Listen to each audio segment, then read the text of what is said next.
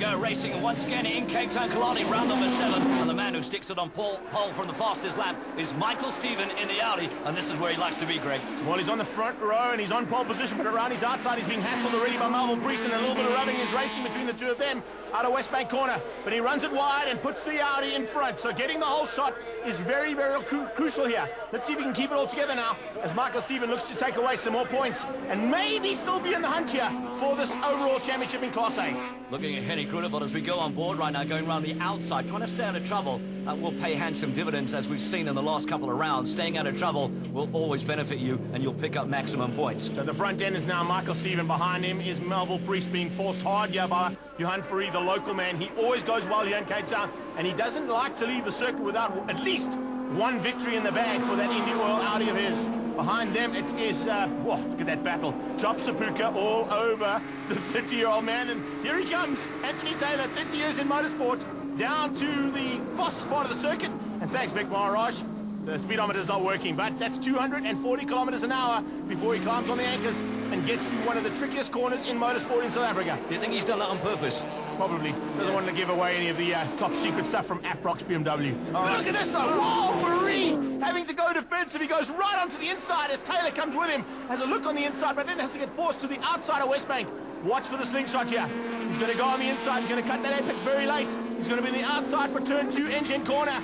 But it's going to be tough stuff to get past Johan Fourie. He knows his way around this track very well. Well, how quick was Melville Priest then? Like a slingshot. Stephen's been leading them out. Where on earth did that come from? Wow, awesome power. Perfectly done, and that's exactly what Anthony Taylor wanted to do, but unfortunately just got blocked there by Johan Fourie. So we have a new leader.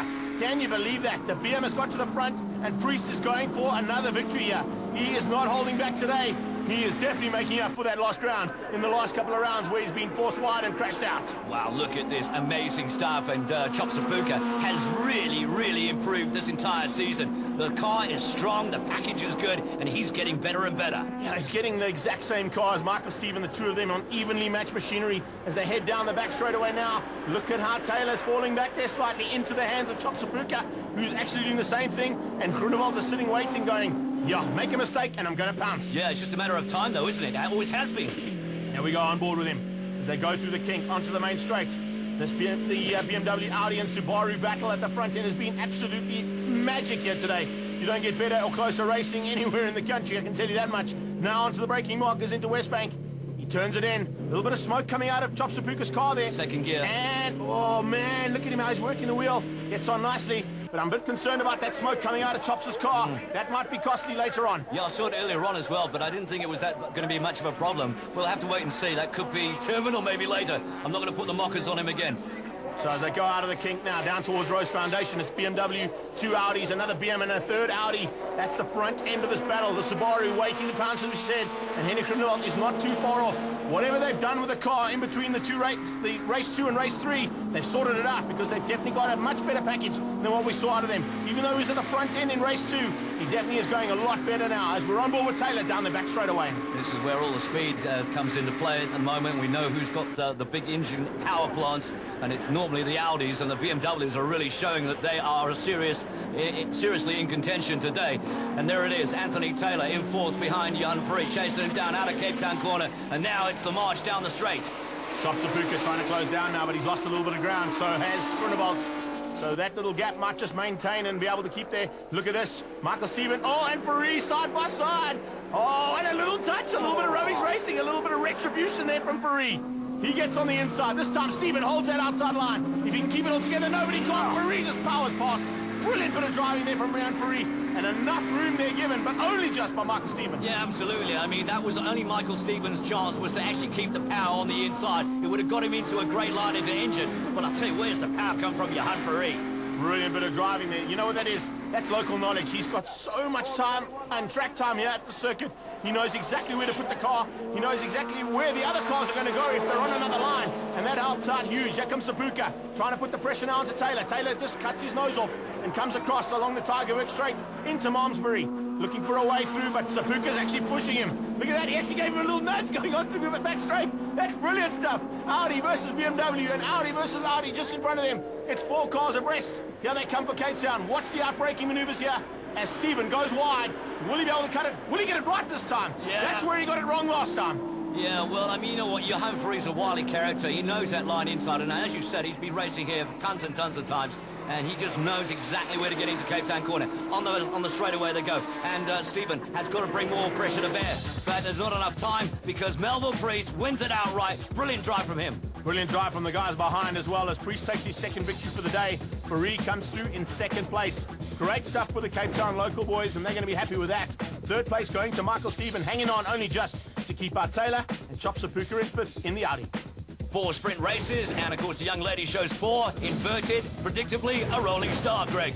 Yeah, that means Henny Groenewald is going to have his work cut out for him here. You can see he's just behind the first 4 cars. He's in 5th place on the grid, heading down towards West Bank corner, and this is where things are going to get really sorted out. At the front end, Taylor goes into turn 1 first. Behind him, we've got a pushing, and look at how it's already started. Rubbing's racing in the background, and Melville Priest being forced wide. And look at it, it's Chop Sapuka. He's putting the pressure on. Priest runs wide, nearly gets on the dirty stuff, and well done, Melville. Yeah, not a great place to be, that's for sure. As you go into this corner, really demanding, and you've got to pick a really good line. But there it is, the Audi's leading them out. And how dominant have they been, apart from the BMWs, that is? Well, that's the battle we're watching, and it's BM... Oh, look at Taylor!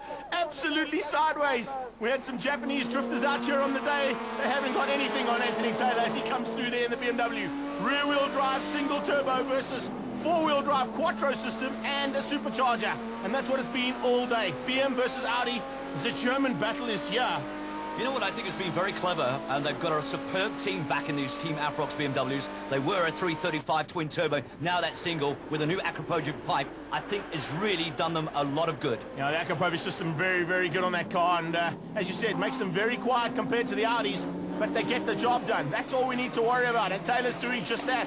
He wants to end the day at the top of the podium, and what a way to mark his 30th anniversary in motorsport. Audi's going across the line. BMW there in 5th place. Here comes the first Subaru. And Henny Groenewald, he's just lost the gap there. He's got to try and get up there, and he's using Pinard to help him out.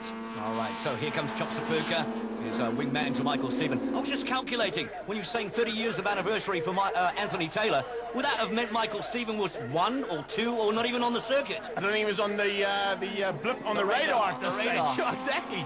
But he's racing, and he's been there for a long, long time. The bank manager, as I like to call him, because he helped me out once in Dubai. But here we go, down into Rose Foundation sweep, and he's leading out. And the 3 Audis at this stage do not have an answer. So on the back straight they go, and of course it is still leading out the BMW, and boy, have they had a really good day so far. Priest 2 wins, and maybe Taylor wants some of that as well. Well, he's going to take the 3rd win, yeah, for BMW, that's for sure. In race 4 of Bridgestone production cars, Class A, heading down towards the line. Johan Verheer's going to push him all the way, but it's going to be Taylor, and what a way to end the day. That's the way to do it. Stephen comes through the 3rd. Sapuka is in 4, and unfortunately Melville Priest this time out has to settle for 5th place. Well, the championship standings right now, Verheer has managed to just keep the points ahead of Michael Stephen. But a great win for BMW here today. So Aprox BMW taking the 3rd victory out of 4 today. 2nd place going to Johan Verheer. Michael Stephen getting some more championship points, and it's a good battle there between the 2 of them. Sapuka and Priest, 4 and 5. And after 30 years of racing, he kind of still knows how to do some victories. Well done, Anthony. 30 years of motor racing. It's not a bad present, is it? No, not at all. You know, Steve, I've had a bit of a drought, you know, since February, I think was my last win, and finally the bug's been broken, and what a way to do it on my 30th anniversary of motorsport. And I just hope that I can carry this over into the off-road series now as well, because it's now time. He's had a busy season, and unfortunately he's out of the championship running, but Verheer and Stephen are so closely matched, and Henny Groenewald is still there. He's just under 100 points. 2 rounds of swap up to come with the endurance race.